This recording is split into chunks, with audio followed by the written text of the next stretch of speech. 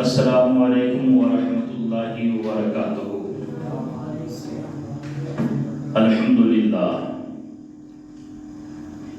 الحمدللہ رب العالمین والعاقبۃ للمتقین، والصلاۃ والسلام علی رسولہ الکریم، اما بعد، اعوذ باللہ من الشیطان الرجیم، بسم اللہ الرحمن الرحیم، واستعینوا بالصبر والصلاۃ، صدق اللہ مولانا العظیم، وصدق رسولہ النبی الامین الکریم، ونحن علی ذلک لمن الشاہدین والشاکرین، والحمد للہ رب العالمین۔ یا خدا بہر جناب مصطفیٰ امداد کن، یا رسول اللہ از بہر خدا امداد کن، یا شہید کربلا، یا دافع کرب و بلا، گل رخا شہزادہ گلگوں قبا امداد کن، غوث اعظم بمن بے سر و ساما مدد، قبلہ دین مدد، کعبہ و ایمان مدد، بگرداب بلا افتاد کشتی، ضعیفان شکست رات کشتی، بے حق خواجہ عثمان ہارونی مدد کن یا معین الدین چشتی، قادری امنارے یا غوث اعظم می زنم، دمز شیخ احمد رضا خان قطب عالم می زنم۔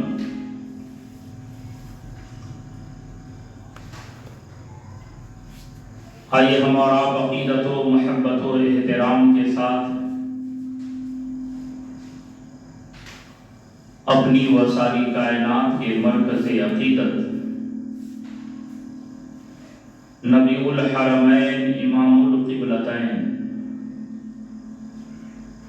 جد الحسن والحسین، احمد مجتبی محمد مصطفیٰ صلی اللہ تعالی علیہ وآلہ وسلم کی بارگاہ عالی وقار میں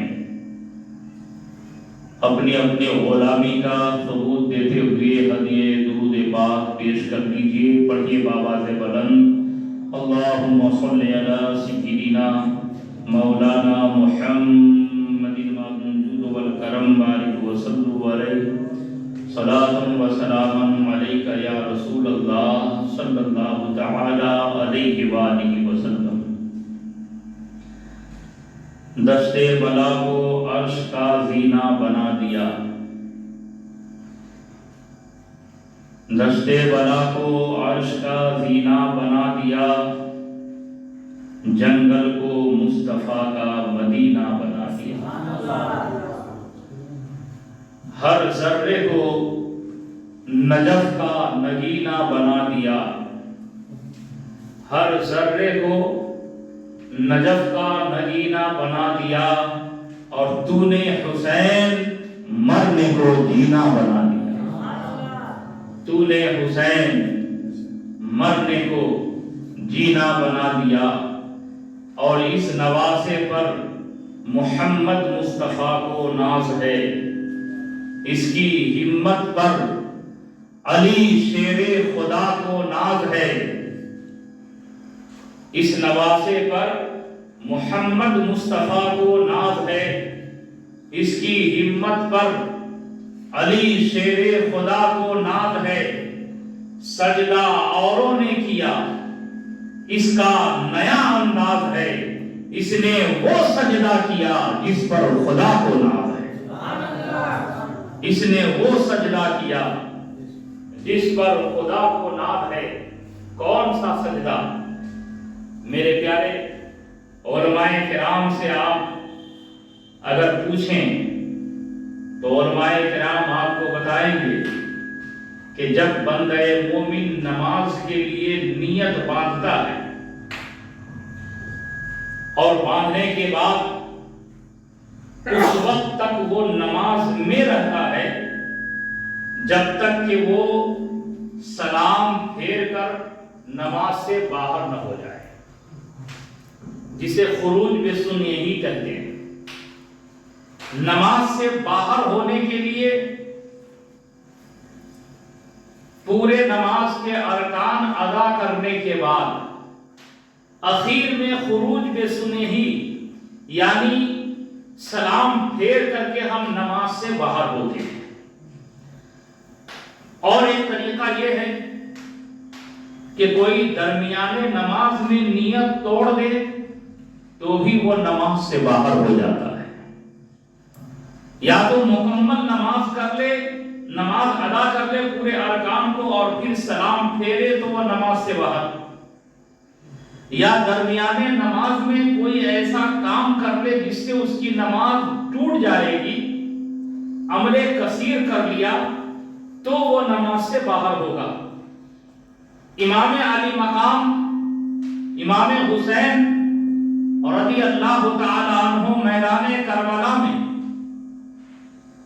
زندگی کے جب چند سانسیں باقی تھیں تو آپ نے نماز کی نیت کی، نماز کی نیت کی، اور حالت نماز میں ہی عین سجدے کے عالم میں آپ کے سر اقدس کو تن سے جدا کیا گیا۔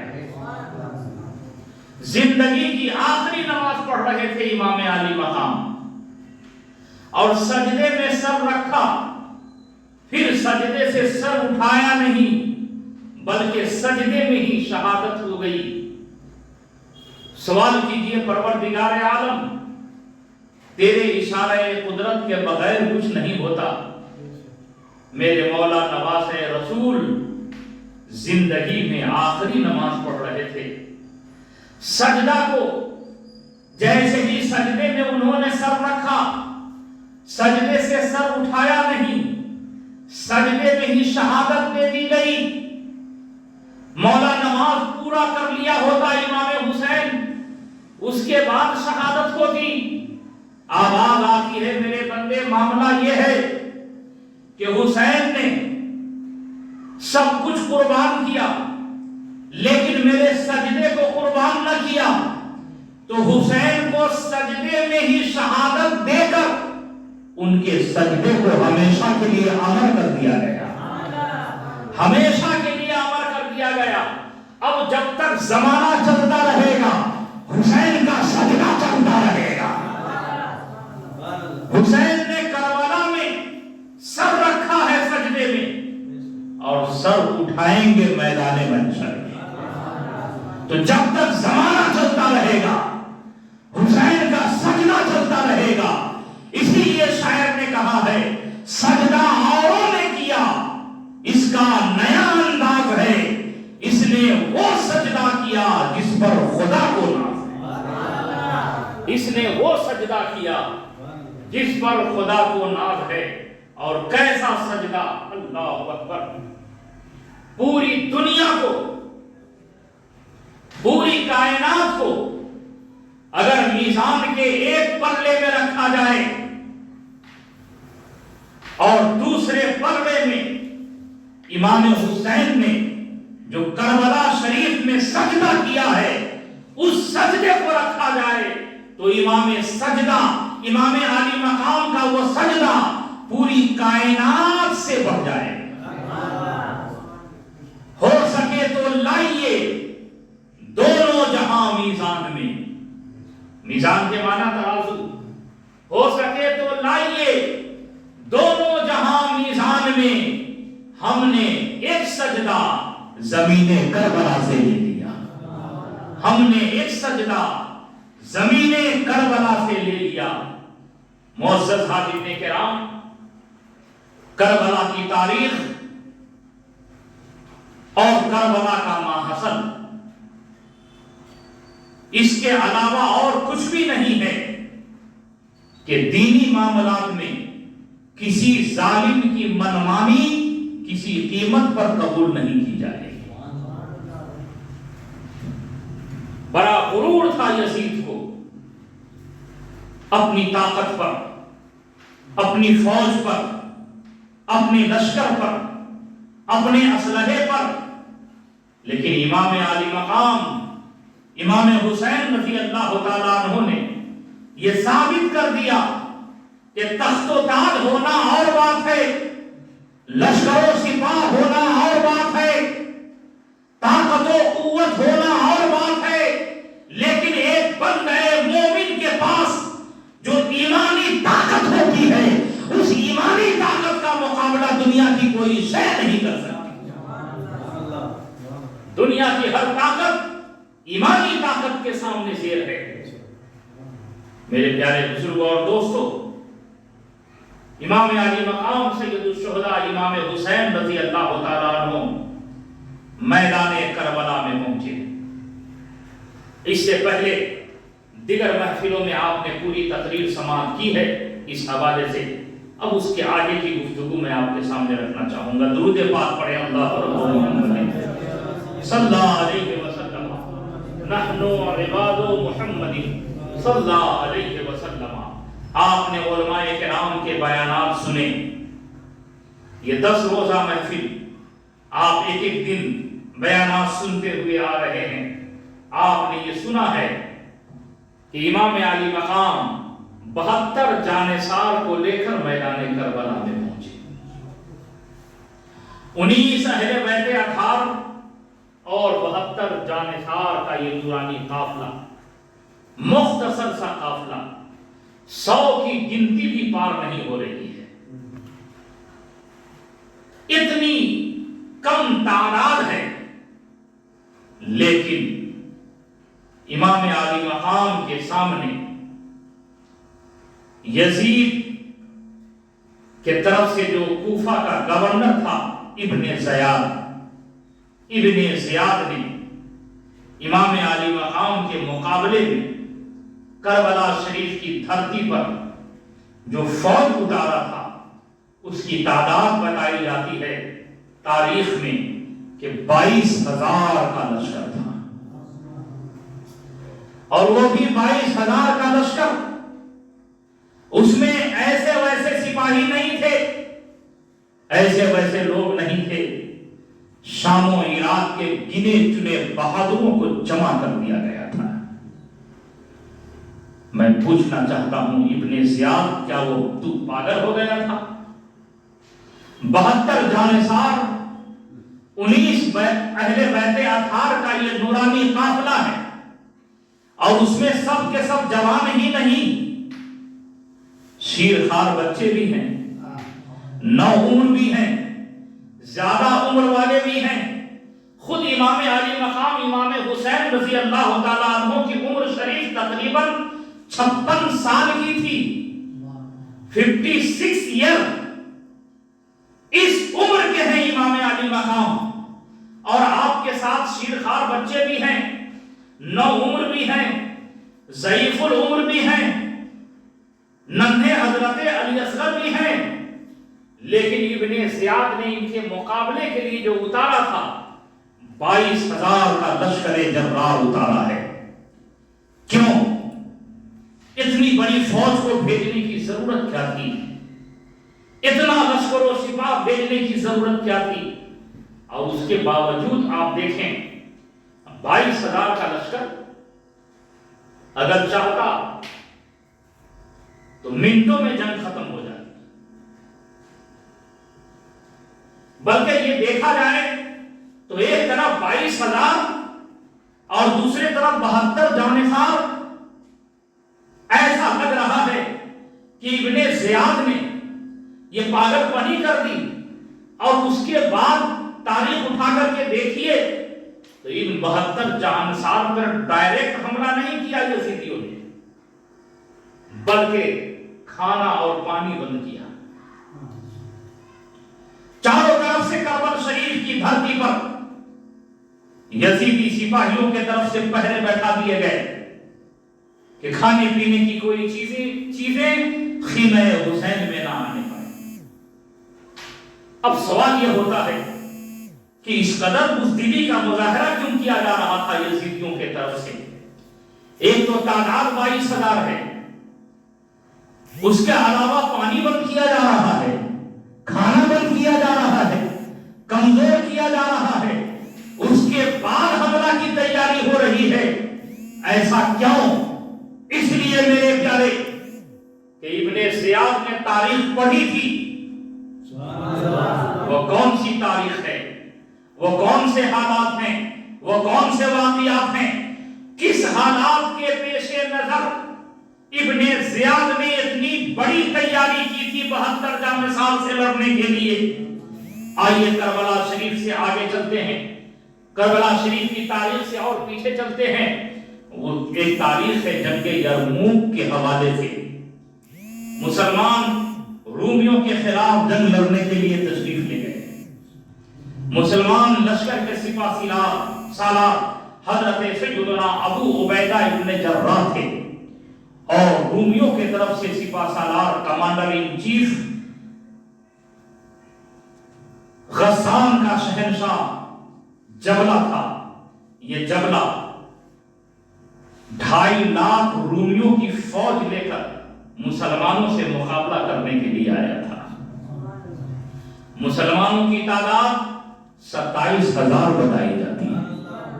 27,000 مسلمان 2.5 لاکھ رومی سے جنگ کرنے کے لیے آئے۔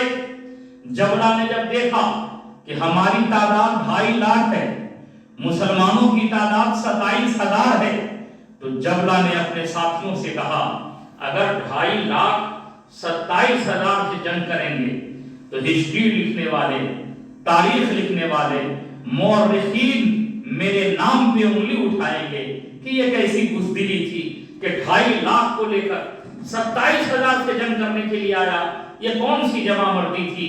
اس لیے میری رائے یہ ہے کہ ہماری فوج پیچھے رہے اور صرف 60,000 کو لے کر ہم آگے بڑھیں گے 27,000 کے مقابلہ کرنے کے لیے۔ 60,000 کو لے کر جبلہ جب آگے بڑھا، مسلمانوں کی سپاہ سالار حضرت سیدنا ابو عبیدہ ابن جراح نے دیکھا۔ دیکھنے کے بعد مسلمان سپاہیوں سے آپ نے مشورہ کیا کہ جبلہ اپنی طاقت پہ اتنا غرور کر رہا ہے، اسے بڑا گھمنڈ ہے اپنی طاقت پر، کیا کیا جائے؟ مشورہ لینے کے لیے جب تمام مجاہدین کو آپ نے بیٹھایا، میرے نبی کا ایک دیوانہ کھڑا ہو گیا اور انہوں نے کہا اے میرے سپاہ سالار، اے میرے کمانڈر ان چیف، میری رائے یہ ہے کہ جبلہ جب اپنی طاقت پہ اتنا غرور کر رہا ہے تو ہماری فوج 60,000 سے مقابلہ کرنے کے لیے جو جا رہی ہے تو ہماری فوج 27,000 نہ جائے، 20,000 نہ جائے، 15,000 نہ جائے، بلکہ صرف 10,000 مسلمان کافی ہیں 60,000 سے مقابلہ کرنے کے لیے۔ 10,000 کافی ہیں 60,000 سے مقابلہ کرنے کے لیے۔ ابھی وہ سپاہی بول کے بیٹھے ہی تھے کہ جوش سے بھرے ہوئے ایک دوسرے مرد مجاہد کھڑے ہو جاتے ہیں اور انہوں نے کہا میری رائے یہ ہے کہ ہماری فوج نہ 27,000 جائے، نہ 20,000 جائے، نہ 15,000 جائے، نہ 10,000 جائے، صرف 5,000 مسلمان کافی ہیں 60,000 رومیوں سے مقابلہ کرنے۔ ابھی بات ہو ہی رہی تھی کہ حضرت ابو عبیدہ ابن جراح کی نظر اس سپاہی پہ پڑتی ہے جنہیں خالد بن ولید کہا جاتا ہے۔ حضرت خالد بن ولید رضی اللہ تعالیٰ عنہ ایک طرف خاموش کھڑے ہیں۔ حضرت ابو عبیدہ ابن جراح نے کہا خالد آپ کچھ بولیے۔ وہ کہنے لگے جب سب بڑے بول ہی رہے ہیں تو میں کیا بولوں؟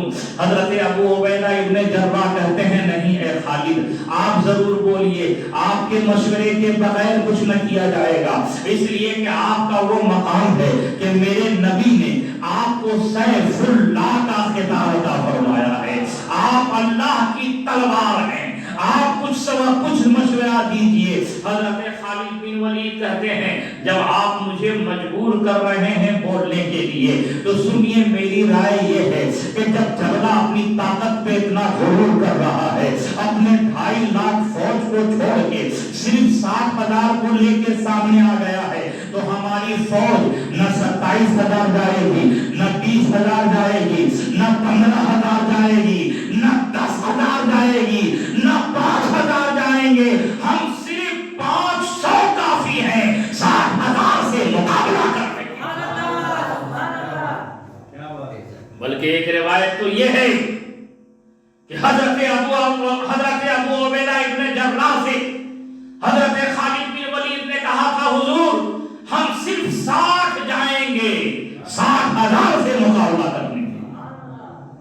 حضرت ابو عبیدہ ابن جراح نے کہا خالد سنبھل کے فیصلہ لیجئے گا.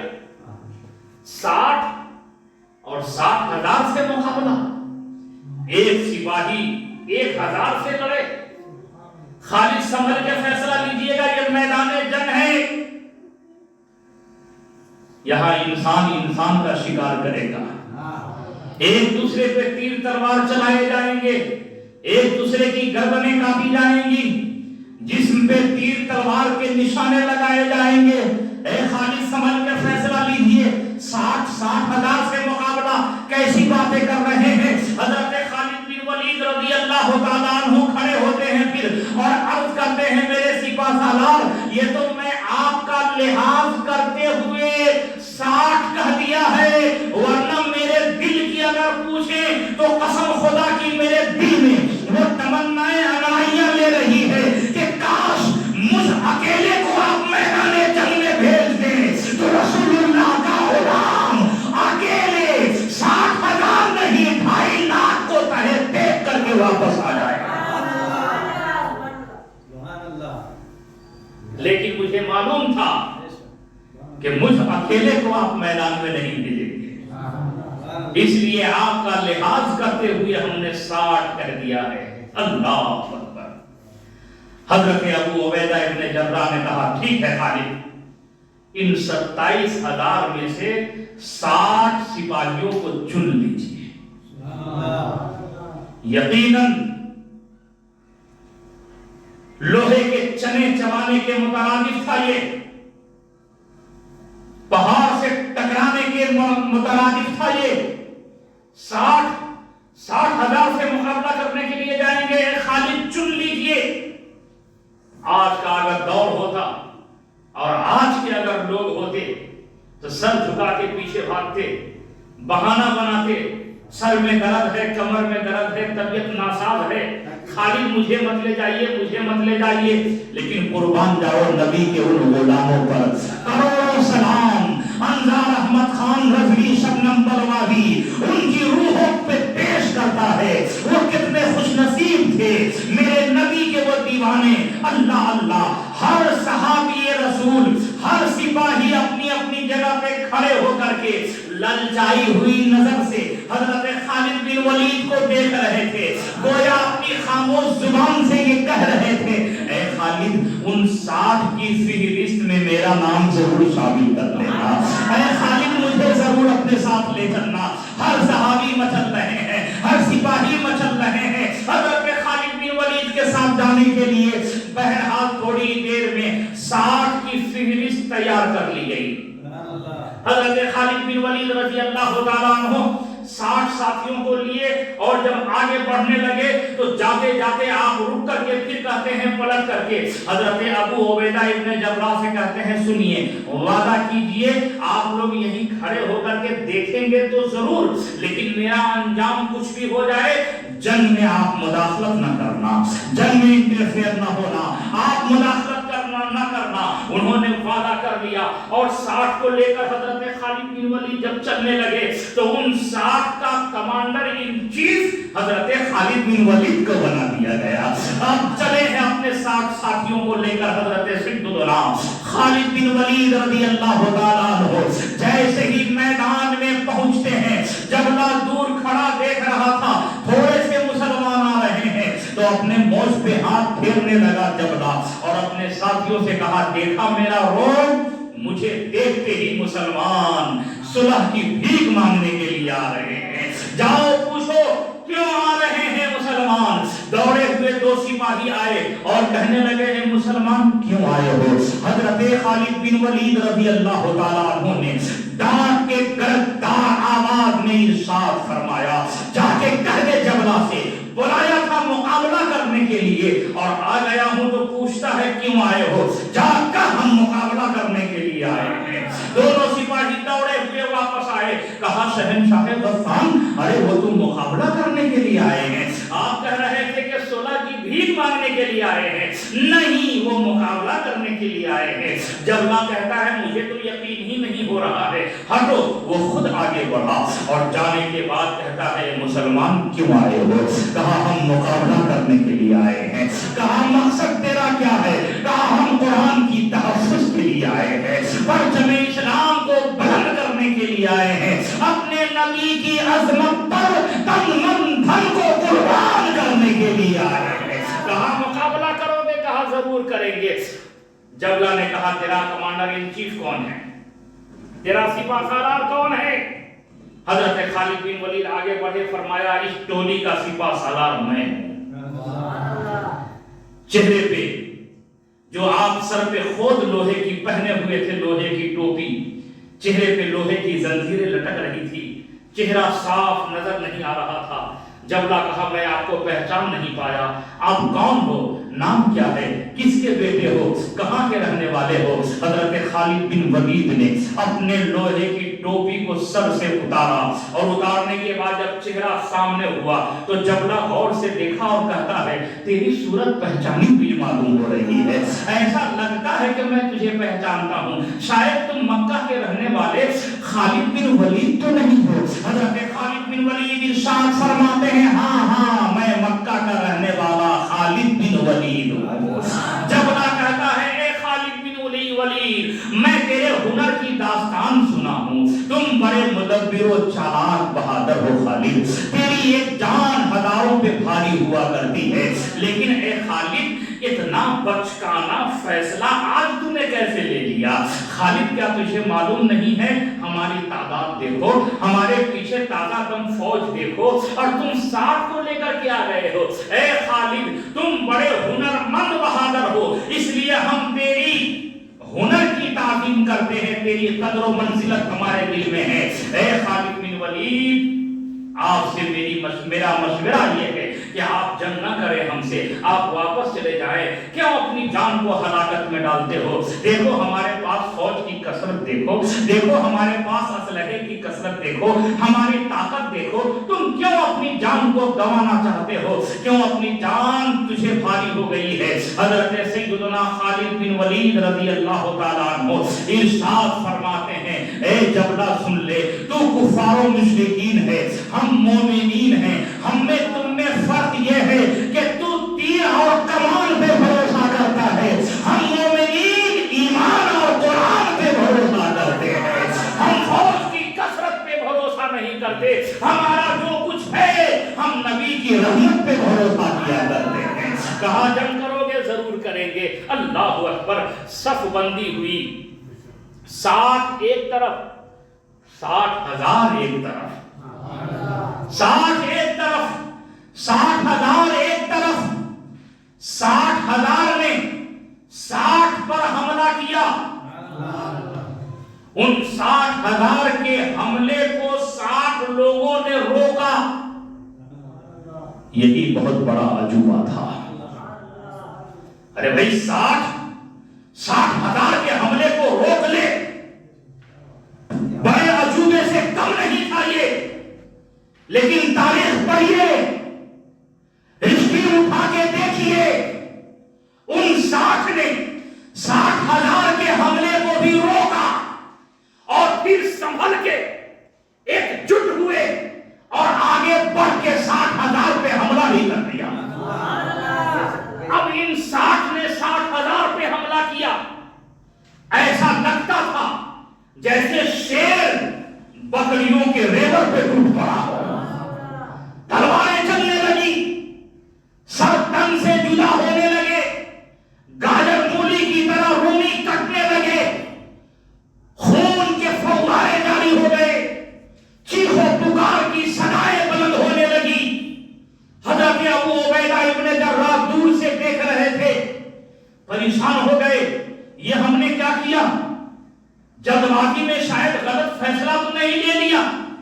خالد بن ولید کو دشمنوں کے نرغے میں 60 ساتھیوں کے ساتھ ہم نے بھیج دیا، اگر یہ 60 کٹ گئے، آج خالد شہید ہو گئے، تو تاریخ میں میرے نام پر لوگ انگلیاں اٹھائیں گے کہ ابو عبیدہ ابن جراح نے جذبات میں آ کر غلط فیصلہ لے لیا تھا۔ کیا کریں؟ پریشانی بڑھتی جا رہی تھی۔ خالد بن ولید نے وعدہ بھی لے لیا تھا کہ میرا انجام کچھ بھی ہو آپ جنگ میں مداخلت نہ کرنا۔ آپ کھڑے پریشان ہیں، ماتھے پہ پسینے آ گئے، جب اس طرح کی کیفیت حد سے شریف کی طرف کر لیا، وہیں سے مدینہ شریف کی طرف گھوم کر تصور میں گنبد خضرا کو لیا اور نبی کونین صلی اللہ تعالی علیہ وآلہ وسلم کی بارگاہ عالی میں استغاثہ پیش کر رہے ہیں۔ یا رسول اللہ علیہ السلام، خالد دشمنوں کے نرغے میں ہے، سرکار غلام کی دستگیری فرما دیجئے، آج خالد کی حفاظت ہو جائے، میرے آقا خالد کی دستگیری فرما دیجئے۔ ابھی دعا سے ہاتھ نیچے بھی نہ آیا تھا کہ میدان کارزار کے طرف سے ایک ہنگامہ ہوا۔ جب پلٹ کے انہوں نے دیکھا تو دھول گرد اتنے زیادہ اڑ رہے تھے کہ کچھ نظر نہیں آ رہا تھا، ہر طرف اندھیرا ہی اندھیرا، کچھ نہ دکھا ہی نہیں دے رہا تھا۔ آپ دیکھتے رہے، تھوڑی دیر کے بعد جب دھول چھٹے تو ایک منظر تھا نگاہوں کے سامنے، وہ یہ کہ جبلہ اپنے ہزاروں سپاہیوں کی لاشوں کو چھوڑ کر اپنی جان بچا کے بھاگ رہا تھا اور 60 مسلمان نعرے تکبیر کی صدائیں بلند کرتے ہوئے جبلہ کا پیچھا کر رہے تھے۔ اے سنی جنتی بھائیوں، انظار آپ کو پیغام دینا چاہے گا کہ یہ 60,000 کو کاٹ رہے تھے، یہ کون تھے؟ یہ کون تھے؟ یہ غلامان رسول تھے۔ اور آج کربلا کی دھرتی پر آل رسول تشریف لائے ہیں۔ جب غلامان رسول کی شجاعت کا یہ عالم ہے تو آل رسول کی شجاعت کا کیا عالم ہے؟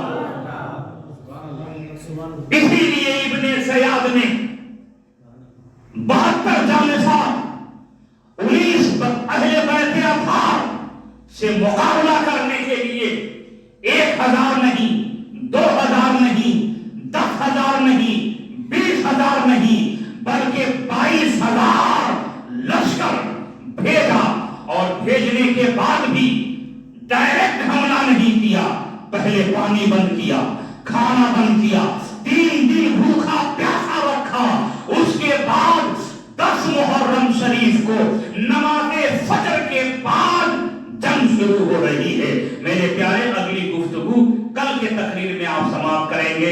وما علینا الا البلاغ۔ السلام علیکم ورحمۃ اللہ وبرکاتہ۔ کھڑے ہو کر کے صلاۃ و سلام پڑھیں۔ مصطفیٰ جان رحمت پہ لاکھوں سلام، شمع بز میں ہدایت پہ لاکھوں سلام، مصطفیٰ جان رحمت پہ لاکھوں سلام، شمع بز ہدایت پہ لاکھوں سلام، جن کو دھوکے سے کوفہ بولا یا گیا، جن کو بیٹھے بٹھائے ستا یا گیا، جن کے بچوں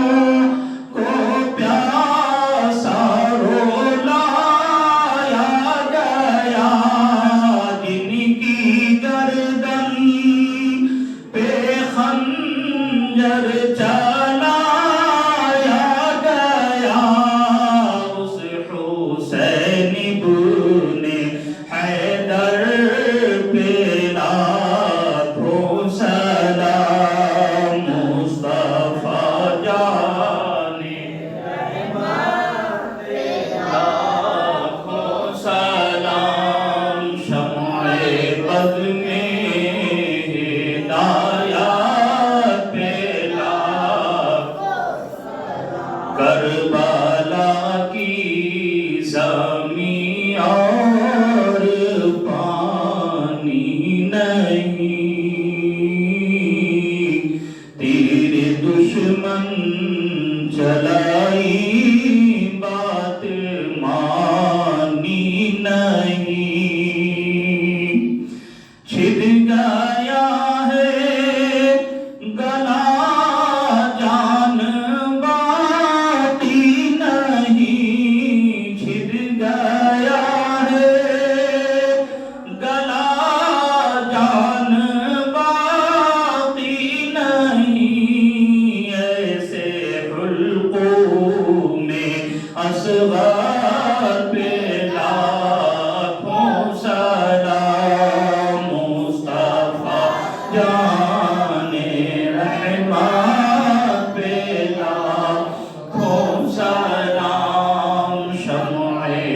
بز میں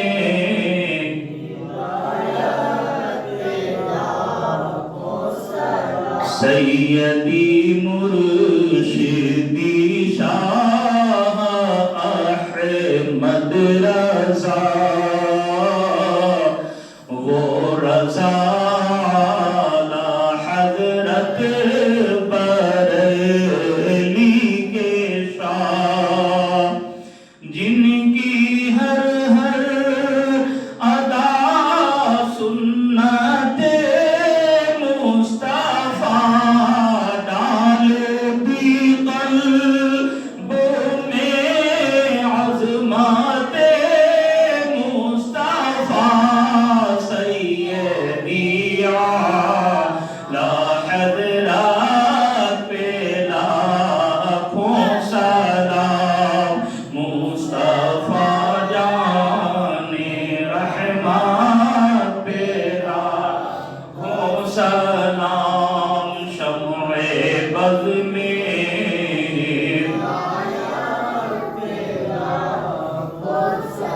الصلاة والسلام علیکہ یا رسول اللہ الصلاة والسلام علیکہ یا حبیب اللہ وعلی آلک وصحابک یا رسول اللہ صلی اللہ تعالی علیہ وآلہ وسلم یا اللہ یا رحمان